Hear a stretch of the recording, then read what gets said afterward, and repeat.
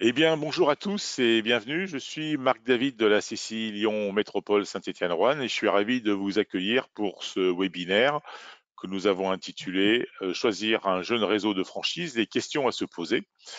Nous vous rappelons que nous sommes en format webinaire et que tous les participants sont à distance. Vos micros et caméras sont coupés. Au cours de ce webinaire, vous pourrez utiliser le chat pour nous poser des questions et nous y répondrons au fil de l'eau. Donc nous avons voulu ces webinaires en raison de l'annulation de la 12e édition du Forum Franchise qui aurait dû avoir lieu le 22 octobre dernier. Le forum a été annulé pour raisons sanitaires. Et la CCI Lyon Métropole vous propose cette semaine un programme de 7 webinaires sur le thème de la franchise de commerce organisé. Donc pour animer ce webinaire, j'ai le plaisir d'accueillir Pierre-Michel Cros, dirigeant du cabinet Madère. Bonjour Pierre-Michel. Bonjour Marc. Également, comme il s'agit d'un webinaire sur les jeunes réseaux de franchise, Nance Chevaux, le fondateur, dirigeant de la société franchiseur Mobilogue. Bonjour Nance. Bonjour Marc, bonjour à tous. Et enfin, Sophie Renaud, qui est la première franchisée de ce réseau, donc Mobilogue. Donc bonjour Sophie. Bonjour Marc et bonjour à tous. Bonjour. Donc nous allons passer environ 45 minutes ensemble pour échanger sur notre sujet du jour. On attend encore quelques minutes pour que tout le monde puisse nous rejoindre. Bon, je vous rappelle que le support de présentation utilisé vous sera envoyé par mail, hein, donc le replay ainsi que le PowerPoint. Donc ce webinaire est enregistré, il sera aussi disponible sur la chaîne YouTube de la CCI et sur le site du Forum Franchise, lyon-franchise.com. Et pour rappel, donc, pour faciliter l'échange, je serai le relais de vos questions. Vous pouvez poser directement via le chat et nous répondrons au fil de l'eau. Donc, si tout le monde est OK, je pense que nous pouvons démarrer. Pierre-Michel, je te laisse la parole, c'est à toi. Eh bien, je te remercie Marc. Bonjour à tous et à toutes pour ce webinaire autour de la question de choisir un jeune réseau. On a la chance effectivement d'avoir à la fois un franchiseur et une témoin, donc ça permettra d'avoir des choses très concrètes par rapport à ça. Si je passe, du coup, voilà, on y arrive. Juste pour préciser les choses, donc je suis le dirigeant du cabinet Madère qui existe depuis 20 ans, spécialisé dans le recrutement de franchisés et l'accompagnement de jeunes réseaux de franchise. Est présent, comme on l'a entendu, Nance Chevaux, donc un des cofondateurs du réseau Mobilo, et Sophie Renaud qui est la première franchisée. Maintenant, si on rentre directement dans le sujet, choisir un jeune réseau en franchise nécessite d'abord de se poser une première question, et cette question, elle est vis-à-vis de soi. Quand je me lance dans un projet de création d'entreprise et un projet de création d'entreprise en franchise, ce n'est pas quelque chose d'anodin. C'est d'abord un projet de création d'entreprise. Donc, j'ai des questions à me poser sur ce que je veux vivre, sur ce que je veux atteindre, ce qui fait sens pour moi. En clair, là, j'ai ramené à 5 points principaux les questions qui peuvent être posées par chacun de vous lorsque vous êtes dans cette réflexion, dans cette démarche. C'est qu'est-ce qui vous pousse, bien sûr, à vouloir créer votre entreprise? Est-ce que c'est une recherche de sens? Est-ce que parce que vous en avez marre de ce que vous faites jusqu'à présent? Parce que vous voulez vivre une nouvelle aventure? Parce que l'expérience que vous vivez est souffrante? Parce qu'il peut y avoir des tas et des tas de moteurs. Il n'y a pas de mauvais moteur, c'est simplement savoir ce qui vous anime, hein, ce qui vous mène vers. Il y a la dimension des capacités, c'est une conviction que j'ai acquise, c'est avant tout une question de ressources internes et de capacités internes, la création d'entreprise en franchise. Je parle en franchise. Parce que il y a des qualités qu'il est nécessaire d'avoir qui vont permettre d'affronter les situations particulières qui sont celles de la création d'entreprise. Les compétences, elles ne sont pas toujours nécessaires en franchise. On ne cherche pas forcément des compétences techniques, je reviendrai sur cette partie-là.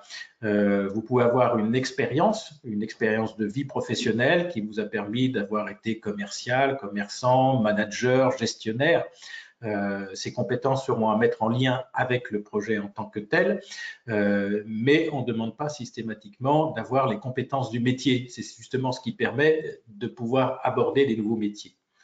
Les valeurs, c'est un point qui est souvent sous-estimé. Alors, on parle souvent de valeurs, ça fait partie des discours qui sont véhiculés.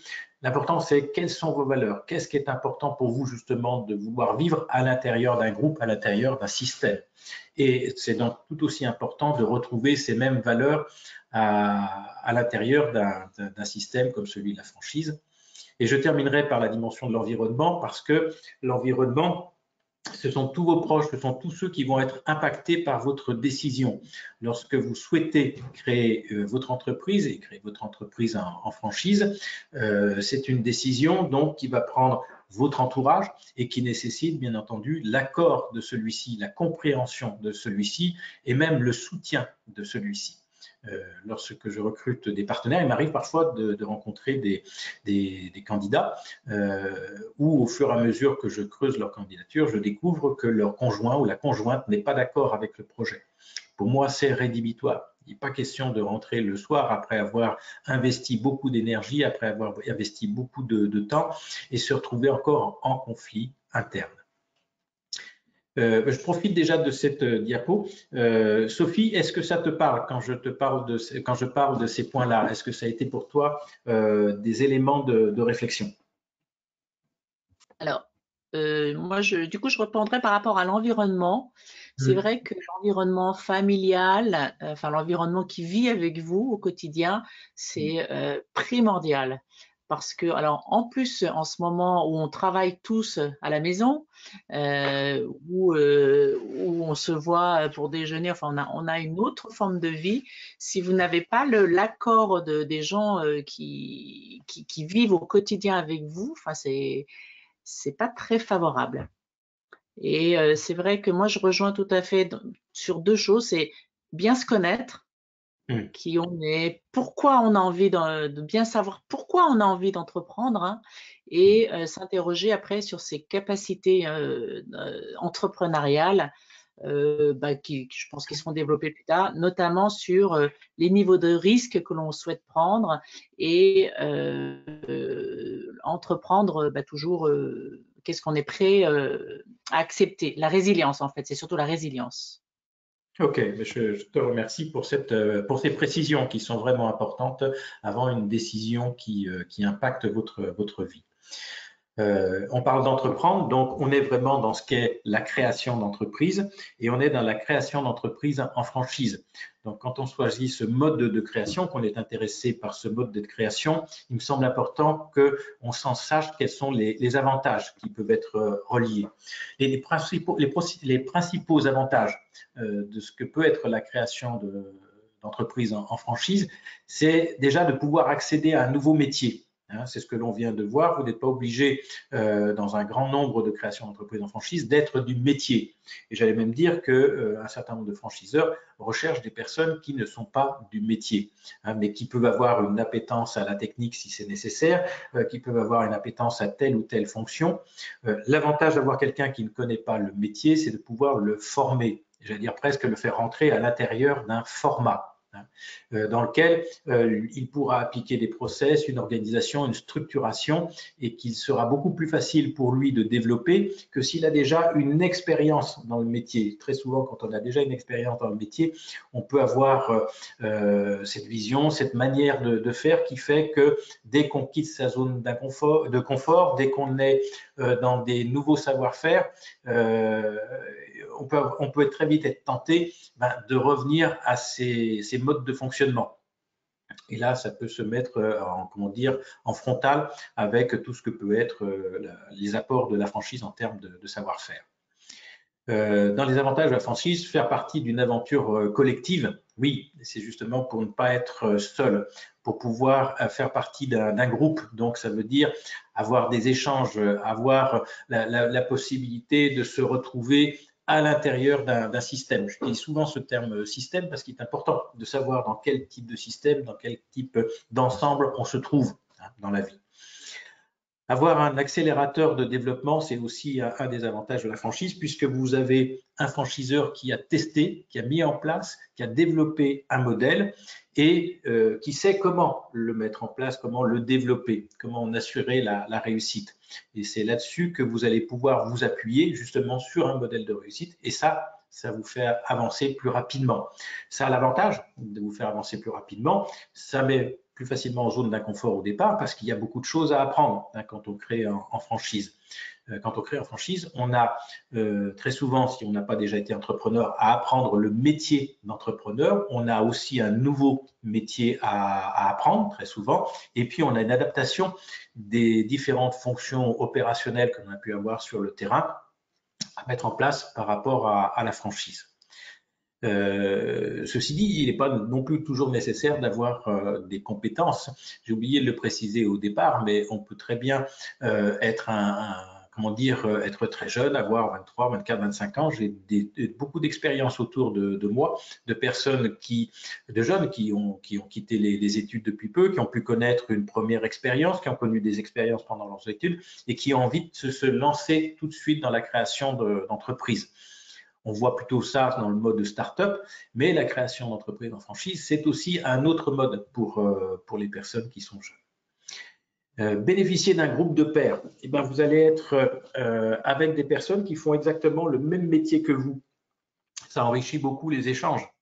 Ça veut dire que vous avez des personnes qui peuvent être avant ou après vous et ces personnes vont vous apporter leur expérience. Et puis, un des derniers avantages majeurs de créer en franchise, c'est d'être accompagné, soutenu. Vous avez des personnes, vous avez une équipe, vous avez un franchiseur qui sont à vos côtés et qui vous permettent effectivement d'aller plus vite, d'aller plus loin, d'éviter les erreurs, les pièges et donc de pouvoir avancer plus sereinement. Un des aspects qui est une des plus grandes difficultés de la création d'entreprise, c'est ce que j'appelle l'usure. Quand on met du temps avant d'obtenir des résultats, quand on tâtonne, quand on dépense beaucoup d'énergie, quand on ne voit pas les résultats arriver, il se crée une certaine usure. Donc, la franchise amène cette accélération de développement, mais elle se fait aussi en étant accompagnée et soutenue par le franchiseur. Est-ce que ce sont des choses sur lesquelles tu as des précisions à apporter, Nance?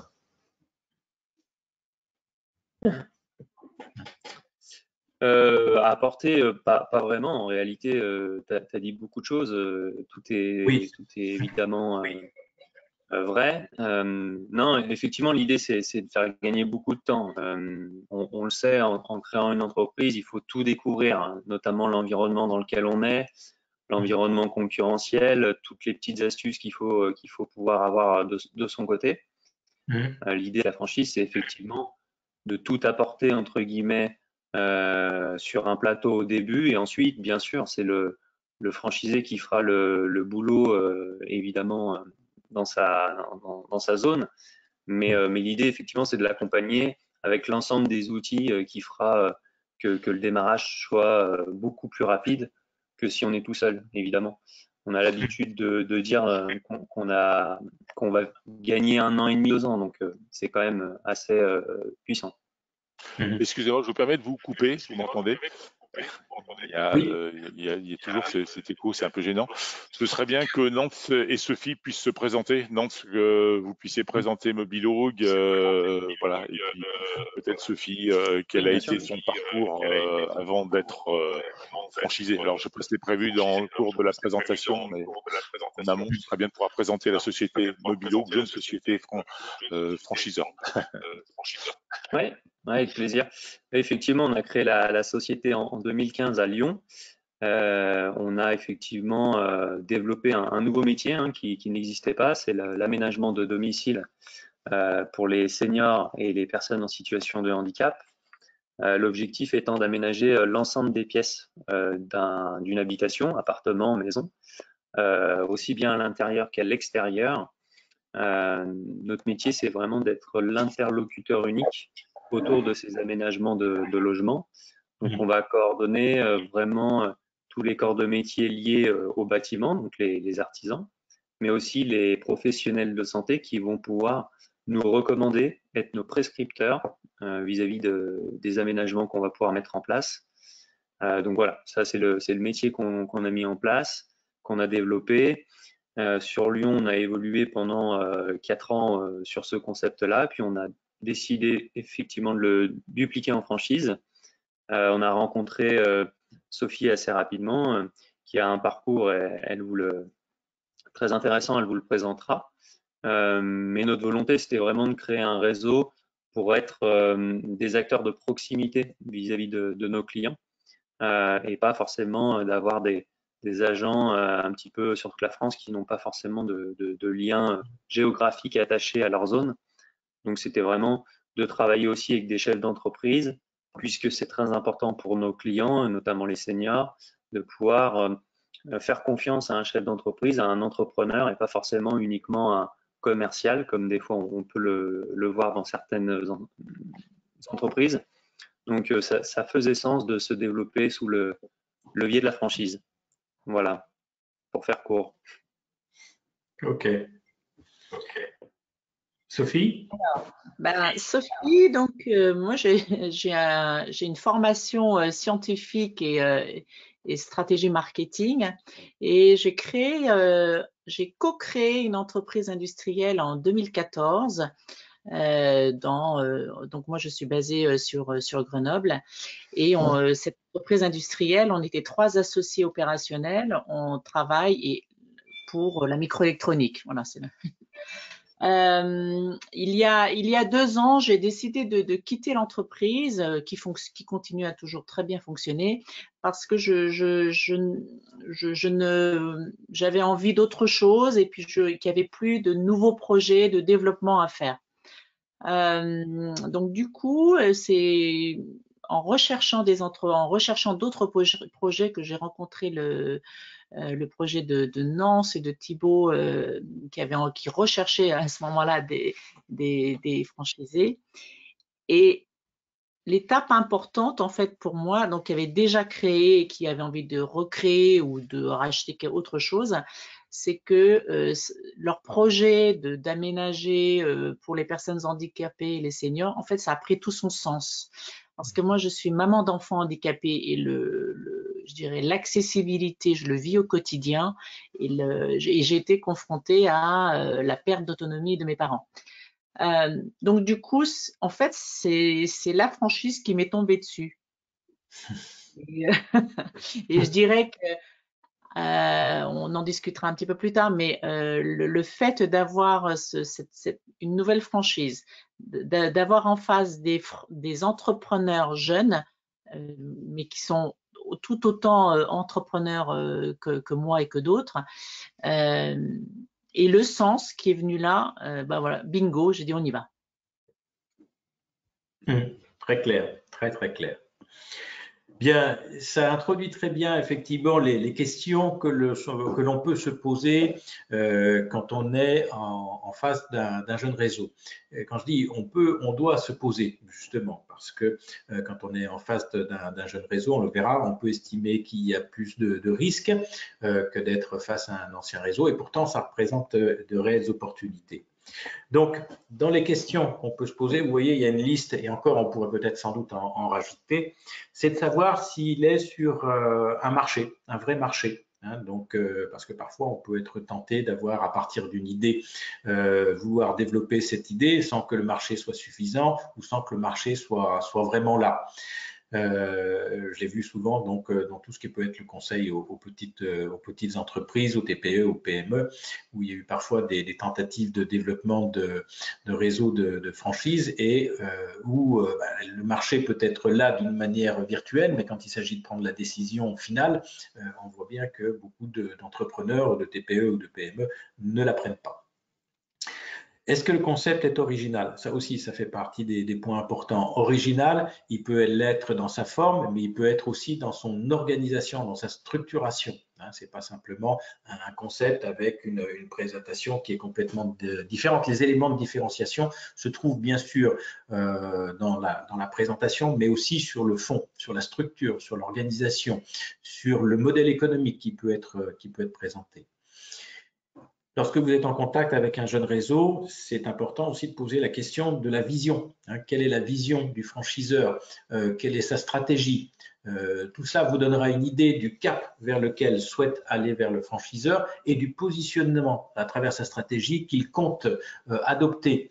On peut avoir des positionnements, on dit tous mes clients toutes les personnes peuvent être mes clients. Ça donne pas vraiment un positionnement, c'est très généraliste, c'est presque la grande distribution où on peut dire voilà, mes clients, ce sont tel segment de clients qui achètent tel type de produit ou tel type de prestation à tel prix, qui se trouve donc dans telle catégorie de CSP. Et là, on voit effectivement qu'il y a un vrai travail marketing, un vrai travail de segmentation qui a été fait par rapport à ça. Est-ce que le modèle est une réussite? Je dis ça par rapport à la dimension de la durée. Des concepts qui ont démarré depuis un an et demi, qui veulent parfois se développer en franchise, ça me semble encore prématuré.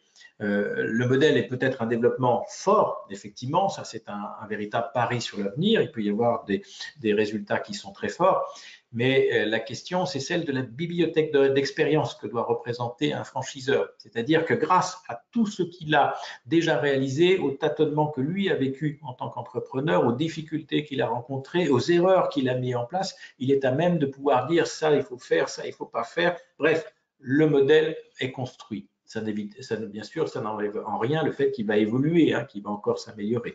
Mais il y a un modèle. C'est pour ça qu'on dit qu'il faut au moins 3 ans avant de se lancer en réseau. Un des éléments de ce modèle, c'est le savoir-faire. Donc, tout ce qui a été pensé, réalisé, construit par le franchiseur et qui doit être formalisé à travers des manuels opératoires. Et ça permet comme ça d'en assurer la transmissibilité, notamment à travers la partie formation. On verra un peu plus loin la dimension de la formation initiale, mais vous devez pouvoir, vous, l'entendre, vous l'approprier, l'appréhender et derrière le reproduire. Ça, c'est un point important pour que ça ne soit pas uniquement lié à la personne en tant que telle. Il peut y avoir des franchiseurs qui ont des idées magnifiques sur des marchés de niche, mais il n'y a que eux qui peuvent vraiment l'aborder avec leur manière d'être, leur manière de faire. Un savoir-faire, ça doit être reproductible. Savoir aussi si sur un jeune réseau, la dimension marketing, la dimension communication a été réfléchie, pensée.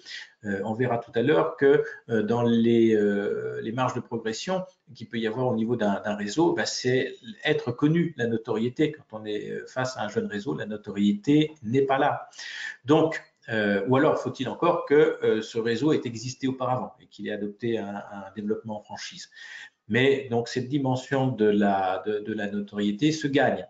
Il n'empêche que le franchiseur, il a travaillé sur la dimension flux client, sur comment avoir tout de suite des clients dès le départ. Est-ce qu'il y a également les outils de productivité, tout ce qui peut être logiciel, matériel, tout ce qui va faire que vous allez passer le moins de temps à gratter ou à faire du papier ou à faire des fichiers Excel et être plutôt sur le terrain, sur les fonctions les plus productives, les plus porteuses de valeur ajoutée. Si vous avez un CRM, si vous avez un ensemble logiciel qui est capable de faire des devis, qui est capable de vous faire gagner beaucoup de temps, tout ce temps gagné, vous pouvez le passer sur le terrain et être plus à même de développer votre affaire. Le cadre juridique, c'est un point important, c'est le contrat de franchise. Et dans un contrat de franchise, il peut y avoir aussi en préalable un contrat de réservation. Est-ce que c'est précis? Est-ce que c'est clair? Est-ce que c'est équitable aussi? La disproportion, parfois, à l'intérieur d'un contrat de franchise doit être regardée de près pour voir si les intérêts des deux parties sont bien préservés. La démarche R&D, ça aussi peut-être que dans un jeune réseau, c'est quelque chose qui va se mettre en place, mais savoir, et vous l'entendrez aussi à travers la vision du franchiseur, de pouvoir dire, nous, on suit le marché, nous, on va anticiper, nous, on se prépare à. C'est toute la dimension recherche et développement quand on parle R&D, et savoir effectivement si cette fonction est existante déjà ou est amenée à se mettre en place. Il y a bien sûr aussi toute la formation initiale dont nous parlions tout à l'heure. Est-ce qu'elle est construite? Est-ce qu'elle est suffisante? Sur combien de semaines va-t-elle se faire? De quoi va-t-elle traiter? Quelles sont les parties didactiques? Quelles sont les parties beaucoup plus pratiques? Il faut être clair, quel que soit le type de réseau de franchise, quand on suit une formation initiale, ça permet d'acquérir les savoirs les savoir-faire viennent dans un deuxième temps et vous les apprenez de préférence sur le terrain. Tout ce qui est accompagnement des partenaires aussi, comment va-t-il être mis en place cet accompagnement et sous quelle forme? Donc ça aussi, ça fait partie des questions à poser. Est-ce qu'il y aura une animation au sein du réseau? Là aussi, sous quelle forme? Est-ce qu'il y aura des réunions, des conventions? Est-ce que ça se fera sur le niveau régional, national? Alors, quand on est au début d'un jeune réseau, on rassemble, hein, parce que ce n'est pas toujours sûr que les personnes se trouvent dans un rayon de 100 km, les nouveaux franchisés. Donc, s'ils sont répartis sur l'ensemble de la France, on va trouver un point de ralliement. Puis après, au fur et à mesure du développement du réseau, il pourra y avoir des points de ralliement régionaux. Mais il restera quand même des conventions, des moments particuliers où chacun peut se réunir, chacun est réuni et voit effectivement l'intérêt d'être ensemble. Hein, cette dimension de l'ensemble est importante. L'équipe franchiseur, est-ce qu'elle est suffisante? Qui est-ce qui est dédié à la partie franchise, hein, tout ce qu'il y a à mettre en place dans une franchise? Et Dieu sait s'il y a beaucoup de choses. Aussi bien donc dans la partie développement, dans la partie accompagnement, suivi, bref, il y a beaucoup de choses à voir par rapport à cela.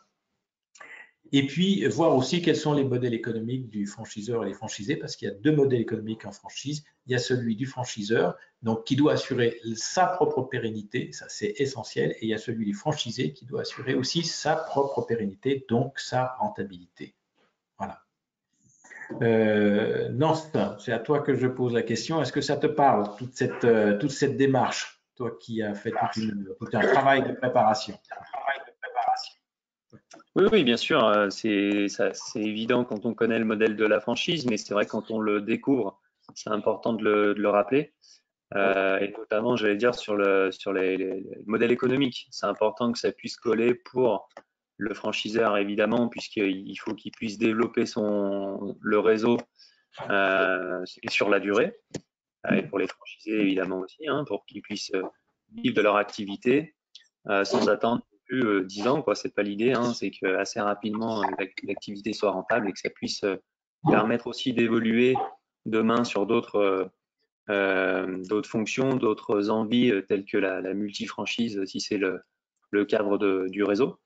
Après, effectivement, en tant que franchiseur, on est là vraiment en soutien, en animation, sur la découverte aussi des spécificités qu'il peut y avoir sur d'autres régions, parce que on connaît le modèle sur la région dans laquelle on l'a développé, mais il y a forcément des petites variantes des fois dans d'autres régions. Donc c'est d'une très intéressant parce qu'on arrive vraiment à s'adapter. Et puis demain, avec un réseau qui grandit, c'est la force justement d'être en réseau pour mutualiser ses compétences et aller beaucoup plus vite. Donc tout ce qui est dit là, évidemment, est vrai et c'est assez vite vérifié sur le terrain. Ok. Et je sais aussi que pour toi, Sophie, ça fait partie des choses que tu as regardées avant de décider. Hein. Je sais que tu as beaucoup travaillé sur le projet en tant que tel. Alors, sur le choix de la franchise, moi, j'ai regardé s'il y avait d'autres concurrents, en fait, directs, hein, qui servaient le même marché. Donc, et j'ai mené la projection en parallèle et les deux réseaux le savaient. Donc, on est clair et net. Et puis, à un moment donné, il faut faire un choix. Donc, ça fait partie de la vie d'entrepreneur, c'est faire des choix. Bon. Et mon choix, l'autre réseau concurrent a plus de 3 ans d'existence, il a plus de 60 franchisés, le modèle fonctionne, l'équipe est beaucoup plus grande, et j'avais donc Mobilog, je savais que je ferais partie des premiers puisqu'il y avait trois franchisés potentiels. Il n'y a pas le retour d'expérience d'autres franchisés. Voilà. Et du coup, à un moment donné, moi, le choix s'est fait sur la concordance de comment ce marché, j'ai envie de le servir et comment moi, j'aime le servir. Alors, pour résumer, il y avait d'un côté un modèle vente de produits Voilà. Et l'autre, un modèle plutôt vente d'affaires. Et, moi, je viens d'un parcours industriel où, par exemple, si dans mon projet de création, je n'aurais pas pu être derrière un comptoir et attendre le client. Non, moi, j'ai besoin d'aller vers le client et de traiter l'affaire du début à la fin et de vraiment avoir cet accompagnement client. Et l'autre côté, je me suis dit, c'est vrai que pour un esprit cartésien, c'est plus rassurant parce que le modèle est déjà éprouvé, que au-delà avec l'expérience de 60 franchises, eh ben, on est presque certain que ça va marcher. Hein, mais et puis, mais en tout cas, la forme de vente de produits, ça ne me correspondait pas et je me suis dit, je ne vais pas m'y retrouver. Donc, même si le réseau était jeune, moi, je suis allée vers ce qui me correspondait vraiment. Et ça me semble important parce que quand vous êtes entrepreneur et qu'il y a vous allez avoir des hauts et des bas, si dans ce sens-là, vous n'êtes pas en accord, ça va vite vriller. Parce qu'au départ, enfin, comme dans toute entreprise, hein, vous travaillez 7 jours sur 7, et c'est normal. Il y a des hauts, il y a des bas, il y a des coups durs, il y a des choses imprévisibles, il y a des satisfactions. Et il faut être en accord et ne pas se poser cette question-là de sens. Oui, je vais reprendre un élément que tu disais tout à l'heure, c'est l'intérêt que tu as porté aussi aux autres acteurs du métier. Hein. La question là que l'on se pose face à un jeune réseau, on peut élargir effectivement et voir tous les acteurs qu'il y a sur ce métier. D'abord, ça fait partie de votre propre analyse du marché et ça vous permet ensuite de comparer. Tu associes d'ailleurs ta prise de décision à plusieurs choses, des choses qui te concernent toi, donc qui sont directement dans ce que tu as envie de vivre, ce que tu avais envie de vivre, et des éléments aussi que tu as pu voir à travers ce qu'on évoquait dans les 3 premières lignes. Est-ce qu'il y a un marché? Est-ce qu'il y a un concept? Est-ce que la vision, la stratégie du franchiseur est claire? Alors, en l'occurrence, ils avaient une autre manière d'aborder le marché. Ok. Je me permets de vous couper. Oui. J'ai une question de Julio qui est un peu généraliste, qui nous demande pour Sophie Renaud et les autres, sur quel site peut-on trouver le réseau de franchise pour en choisir, qui nous demande. Alors, on va lui répondre en direct à Julio, mais on peut d'ores et déjà dire oralement qu'il y a une demi-douzaine de sites internet qui mettent en relation franchiseurs et franchisés. J'en citais quelques-uns, toute la franchise, Franchise Magazine, oui. L'Observateur de la franchise, Officiel de la franchise. Voilà, ils sont assez nombreux, mais pour Julio, on vous répondra directement. Et moi, alors c'était moi qui avait une question comme ça, comme l'intitulé du webinaire, c'est choisir un jeune réseau, les questions à se poser. J'aurais aimé savoir, et peut-être ça intéressera nos auditeurs, Nantes Chevaux, quelles sont justement les questions que posent les candidats à vous, Nantes, en disant mais comme vous êtes un jeune réseau, quels sont les risques, etc. Pourquoi je vous choisirais vous par rapport à, comme le disait Sophie, ou par rapport à un autre qui a 50 ou 100 unités? Il y a des avantages et des inconvénients, hein, on va être très franc. Effectivement, les inconvénients, c'est la co-construction, puisque nous, on a développé un concept qui fonctionne sur une zone en particulier. Le but, c'est d'aller se développer dans d'autres zones géographiques et d'autres régions aussi. Donc, c'est de la co-construction. C'est aussi pour ça qu'on écoute beaucoup les franchisés, les premiers franchisés qui se développent, puisqu'effectivement, on attend de leur retour d'expérience terrain. Même si le concept, lui, est validé, on sait où se trouvent nos clients, comment aller les chercher, nos partenaires, nos prescripteurs, etc. Ça peut être évidemment un inconvénient parce que si on recherche une structure hyper ficelée, hyper carrée, avec des gros process pour ne laisser aucun doute dans la machine, il ne faut pas choisir un jeune réseau, il faut plutôt aller dans un gros réseau très structuré où on n'a pas forcément notre mot à dire, mais en tout cas, les process sont tous là. L'avantage d'un jeune réseau, par contre, c'est justement cette co-construction. Quand on est entrepreneur, on vient aussi, dans pas mal de cas, choisir un réseau dans lequel on est écouté. Et c'est vrai que l'avantage d'être dans les premiers, c'est cette écoute-là, parce qu'elle est réelle. On ne peut pas se permettre en tant que franchiseur et jeune franchiseur de mettre des œillères et se dire ok, rien n'est bon, c'est nous qui avons que les bonnes réponses. C'est pas vrai. Donc il faut pouvoir écouter les retours terrain des franchisés. Évidemment, on est là aussi pour trancher, pour pouvoir prendre des bonnes décisions, et ce pour l'ensemble du réseau. Mais c'est l'un des gros avantages d'un jeune réseau, c'est de pouvoir faire partie des prises de décision, et puis de choisir effectivement aussi sa zone de chalandise, puisque la France est libre entre guillemets de zones, donc on peut vite se placer dans une zone qui nous intéresse. On ne prend pas les miettes, quoi. Ok. Écoute, ça permet de faire la transition sur ce que peuvent être les marges de progression pour un jeune réseau, et tu en as déjà donné certaines. Quand on est avec un jeune réseau, la marque est peu ou pas connue. Hein, c'est ce qu'on évoquait tout à l'heure en termes de notoriété, et il faut du temps avant qu'un réseau acquiert une notoriété qui soit suffisante. Marque peu ou pas connue, ça n'empêche que le franchiseur puisse disposer d'un savoir-faire qui permette effectivement de générer des contacts, des prospects, du flux client dès le départ. Comme disait Nance, on continue à co-construire.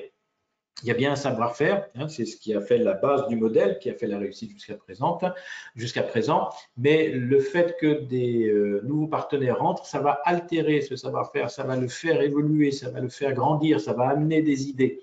Et donc cet élément de co-construction est aussi très intéressant, parce que c'est une demande que j'ai fréquemment de la part de candidats, de ne pas simplement rentrer dans un modèle où tout est déjà mis en place et il n'y a plus qu'à appliquer, mais de pouvoir aussi participer à cette co-construction.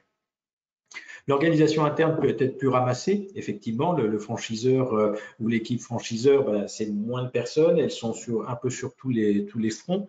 Le nombre de partenaires est restreint, donc les échanges sont un peu plus limités au départ. Il y a des expériences encore à enrichir, qui sont les métiers, les pratiques, les best practices, l'organisation. Parfois, il y a des organismes financiers qui peuvent être plus réticents. Voilà ce que l'on peut avoir parfois comme marge de progression, comme évolution possible pour un jeune réseau. Et pour reprendre la suite aussi de ce que disait Nance Chevaux, les avantages à être dans un jeune réseau, c'est de pouvoir être sur des nouveaux marchés, aussi des nouveaux métiers. On voit bien qu'il y a des marchés qui arrivent, qui peuvent être, il y a des marchés dans la conciergerie, il y a des marchés sur les nouveaux marchés de la maintenance, il y a des marchés, donc bien sûr, qui se sont développés comme des services à la personne. Bref, il y a des nouveaux marchés, il y a des nouveaux métiers, il y a des réseaux qui se développent, et il y a des opportunités à prendre. On voit bien comment la force du développement durable et du green crée aussi des nouveaux métiers. On peut bénéficier également de nouvelles façons de faire. Les entreprises sont confrontées à ça. On vit une ère de digitalisation rapide de l'ensemble des entreprises. Il y a des entreprises qui savent mieux faire que d'autres, hein, donc des jeunes réseaux. Et puis, ça peut être aussi la dimension de la génération. Parce que c'est vrai, quand je vois Nance Chevaux et Thibaut Chabrier, vous êtes des jeunes qui connaissaient bien tous les systèmes actuels, et donc qui est plus à même de les utiliser, de les mettre en œuvre. Ça permet d'avoir un peu plus de liberté aussi, hein, si on rentre dans un réseau où déjà tout a été mis en place. On n'a plus qu'à appliquer. Là, on peut effectivement apporter un peu plus, échanger avec le franchiseur. On peut aussi négocier certains avantages au départ qui permettent d'avoir un petit peu plus, parce qu'on prend le risque avec le franchiseur. On peut bénéficier d'un droit d'entrée plus raisonnable également, d'un investissement plus raisonnable. Et on revient avec cette dimension qui est de co-construire avec le franchiseur que notait tout à l'heure Nance. C'est aussi un avantage. Hein, ça fait partie des marges de progression, mais il y a cette dimension de pouvoir faire avec le franchiseur.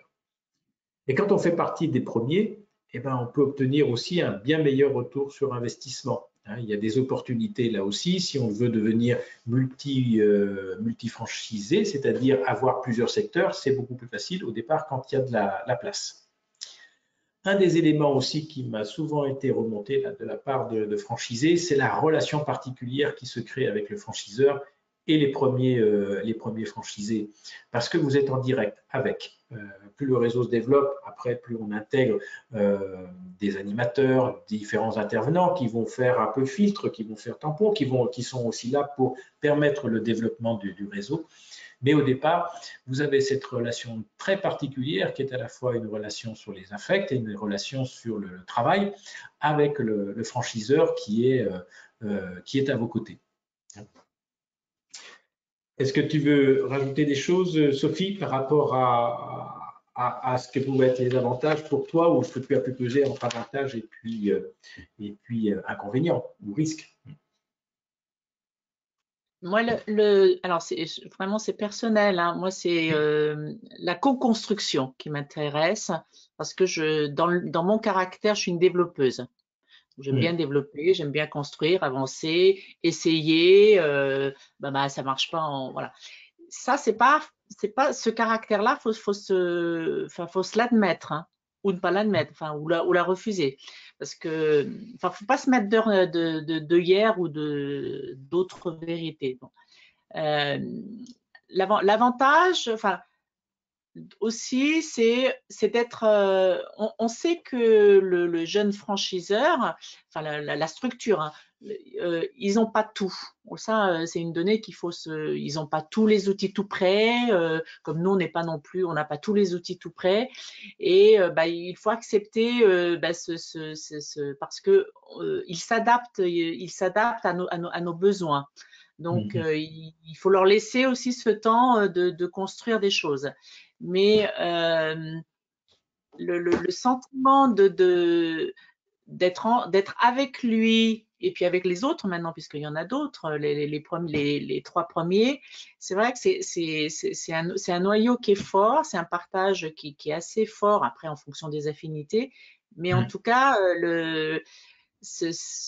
l'appartenance, elle est quand même là, moi je trouve. Et voilà, je pense qu'il faut aimer ça, de développer et de construire. Ok. Nance, tu voudrais rajouter ou préciser quelque chose à partir de ton expérience? Non, pas grand-chose de plus. Pardon? À partir de ton expérience. Oui, bien sûr. Non, pas grand-chose d'autre à dire. Oui, effectivement, comme le dit Sophie, c'est encore une fois, c'est de la co-construction. Donc, il y a des choses qu'on va nous découvrir en tant que jeunes franchiseurs que par ces premiers retours d'expérience terrain des premiers franchisés. Ce qu'il faut derrière, c'est être réactif. Donc, ça, c'est un autre levier. Mais effectivement, il faut pouvoir co-construire sur les premiers mois et pas que ça puisse durer des années, bien sûr. Là-dessus, on est tous d'accord. Mais effectivement, en tant que premier franchisé d'un réseau, il faut avoir cette appétence de développeur pour amener des solutions aux franchiseurs et faire évoluer le réseau. Mais c'est vrai que le lien et la relation est directe et j'allais dire, elle sera que plus forte puisqu'effectivement, c'est les premiers qui sont vraiment force de proposition et qui vont ramener les principales idées terrain. Donc, c'est évident. Ok.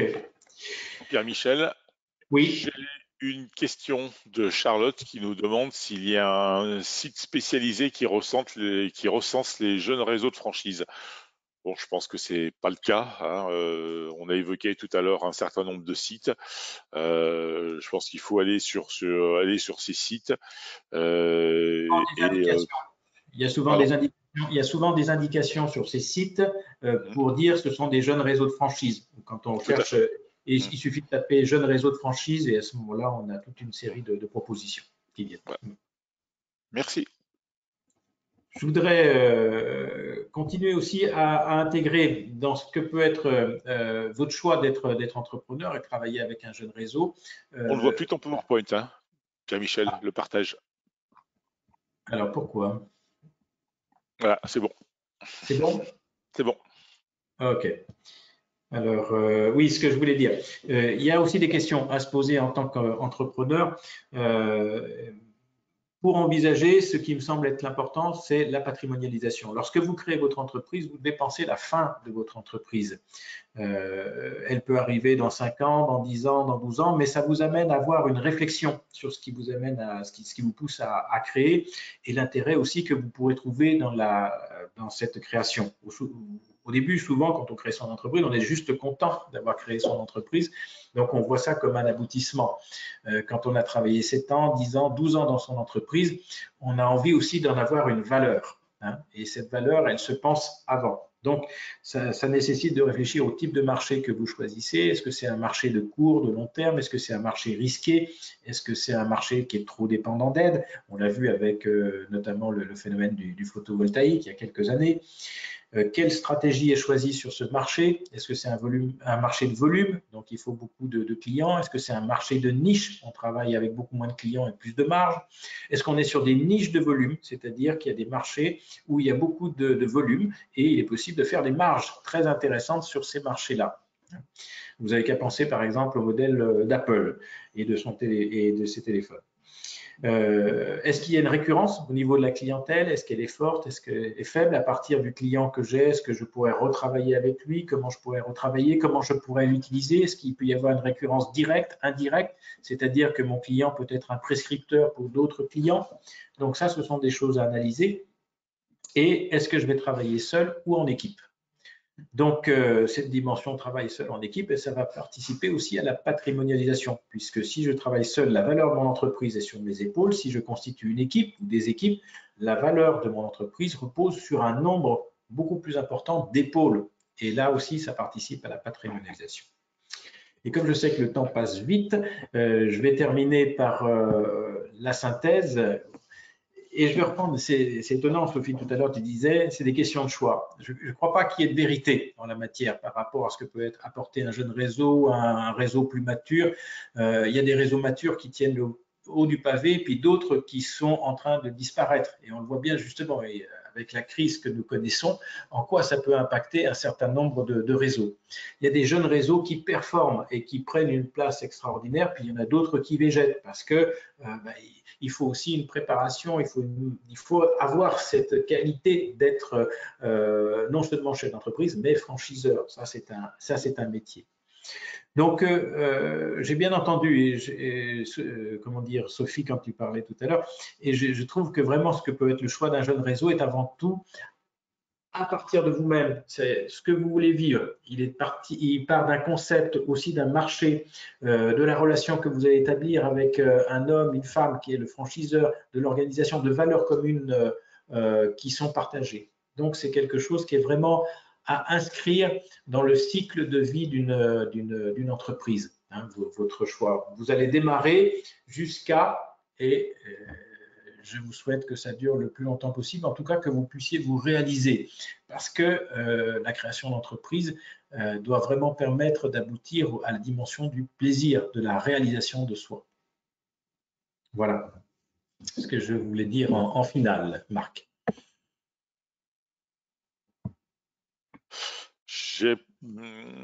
J'ai une question de Jordan. Est-il préférable de remettre à plus tard d'entreprendre en franchise compte tenu de la crise sanitaire actuelle? Sacrée question, n'est-ce pas, Pierre-Michel? C'est une bonne question. Je te laisse répondre. Je vais d'abord laisser Sophie répondre. Non, je répondrai. Mais rapidement. Vas-y, Sophie. Alors, vous m'entendez? Moi, on devait créer en mars. On devait ouvrir en mars et puis Covid. Moi, je pense que, enfin, après, il faut regarder les cycles parce qu'il y a des marchés où il y a des cycles et il faut arriver au bon moment au niveau du cycle. Alors, il se trouve que dans le réseau de Mobilo, il n'y a pas forcément de cycle.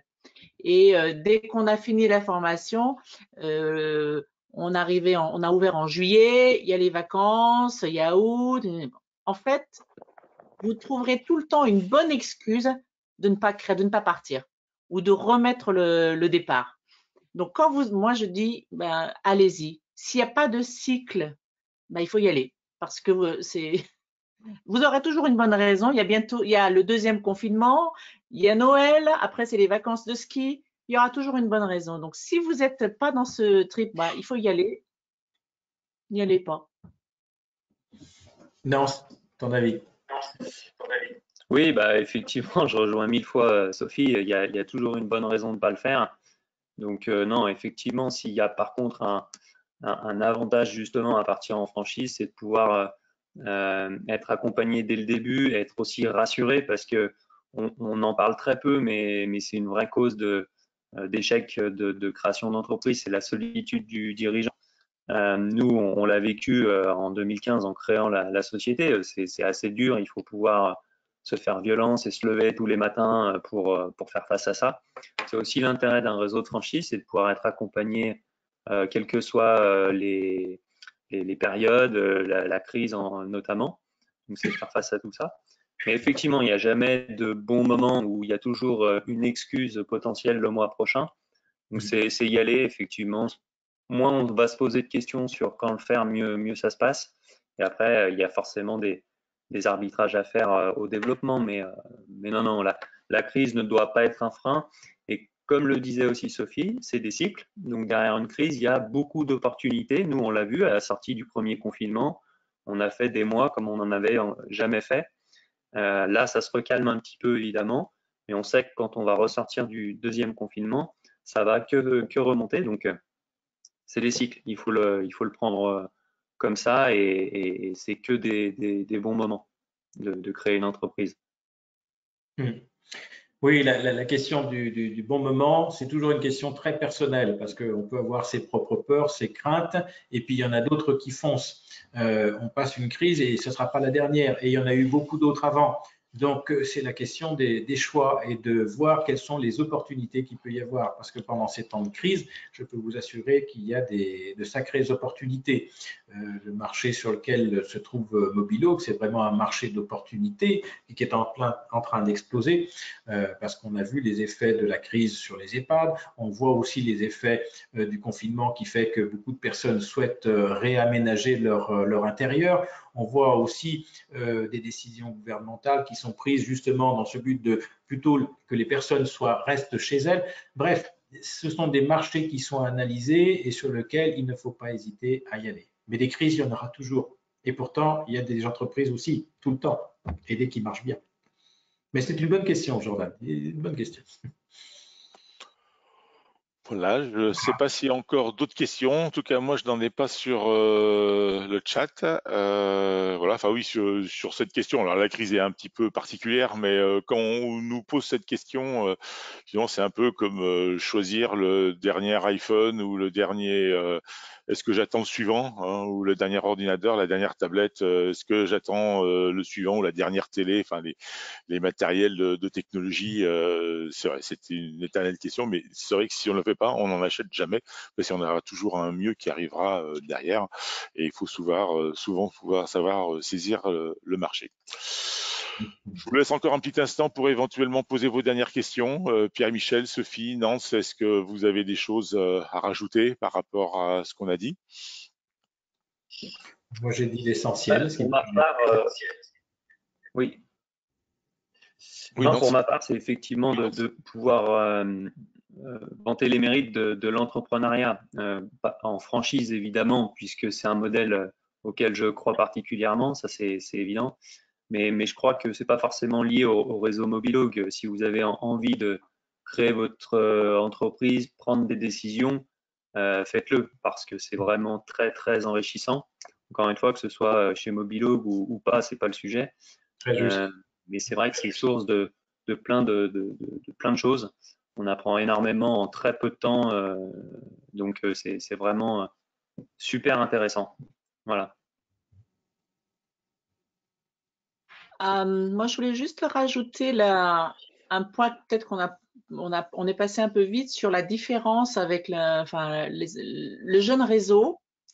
Le jeune réseau, alors avec Mobilo, il y a le jeune réseau, un métier qui n'est pas connu. En fait, on a du travail sur la notoriété. qui est en plus par rapport à un réseau qui est déjà connu. Par exemple, les réseaux de services à la personne, les gens, ils savent ce que c'est le métier. Il n'y a pas besoin d'expliquer. Là, un réseau comme Mobilo, de par son métier, qui est vraiment un nouveau métier, eh bien, il faut l'expliquer en plus de faire connaître la marque et de contribuer. Voilà. Donc, c'est intense, c'est passionnant. Mais moi, moi, j'ai aucun regret parce que ça a du sens et que j'y crois. En fait, c'est ça. Donc, allez. J'ai une question de Frédéric qui nous demande à partir de quand et de quelle taille une franchise n'est plus qualifiée de jeune franchise. C'est une question de temps, de taille, effectivement. Je pense que c'est pour les plus anciens un peu comme le fût du canon. Je sais pas, mais je te laisse répondre. La franchise, un réseau de franchise va suivre des cycles. C'est un jeune réseau jusqu'à une quinzaine, une vingtaine de points de vente. Et puis entre 20 et 30, il va y avoir une accumulation d'expérience, il va y avoir une accélération. Donc on peut considérer qu'entre 25 et 30, si on calcule en nombre, on commence à être non pas sur un réseau mature, mais on n'est plus sur un jeune réseau. Parce que c'est le nombre aussi de franchisés qui va faire une accumulation d'expérience. Mais il n'y a pas de choses sûres ou avérées par rapport à ça. Il peut y avoir des jeunes réseaux qui se développent très très vite et qui en quelques années peuvent avoir de nombreuses unités, ou des réseaux qui prennent plus leur temps et qui peuvent être plus anciens mais avec un même nombre d'unités. On est bien d'accord avec ça, Pierre-Michel, tu partages? Oui. Et dans ce qui peut être le développement rapide, ce qu'il faut voir, c'est un développement rapide, oui, mais si derrière la structure est suffisante. Et il y a des réseaux où effectivement il y a des capacités financières qui sont telles qu'ils peuvent se développer rapidement. Ou alors ils ont déjà une expérience en tant que succursale, et on l'a vu avec Fnac Darty notamment. Et quand ils ont ouvert des franchises, ils avaient déjà une expérience de dimension réseau. Donc là, ça peut aller beaucoup plus rapidement. Ok. Donc, s'il n'y a pas d'autres questions, et je crois pas, Marie-Odile vous remercie. Un grand merci pour la qualité et l'interactivité. Donc, merci Sophie, merci Pierre-Michel, merci Nance pour vos éclaircissements. Tu peux peut-être remettre les coordonnées, hein, enfin tes coordonnées au moins, sur ton PowerPoint. N'hésitez pas à les contacter si vous souhaitez échanger davantage avec eux sur le sujet. Oui. On va encore vous demander 2 petites minutes d'attention pour répondre à notre enquête de satisfaction qui s'ouvrira automatiquement lorsque vous allez fermer le webinaire. C'est important pour nous d'avoir votre retour et vos éventuelles suggestions. Et n'hésitez pas non plus à suivre les autres sessions. La prochaine démarre dans 1 heure sur le thème de l'implantation et de l'étude de marché. Et donc, les autres sessions que je déroule jusqu'au 6 novembre sur la franchise et le commerce organisé. Vous pouvez vous inscrire sur lyon-franchise.com, et comme il y a eu quelques questions auxquelles j'ai répondu en direct, effectivement, le webinaire sera disponible en replay sur la chaîne YouTube de la CCI, sur le site du forum franchise lyon-franchise.com. Et quoi qu'il en soit, l'ensemble des participants des 7 webinaires, d'ici fin de semaine, on vous renverra un lien vers les replays de l'ensemble de ces webinaires. Voilà, je souhaite à tout le monde une bonne fin de journée, bonne continuation, et puis n'hésitez pas à créer avec un jeune réseau de franchise. Voilà, à bientôt. Merci. Merci. Merci à tous et toutes. Au revoir. Merci, au revoir.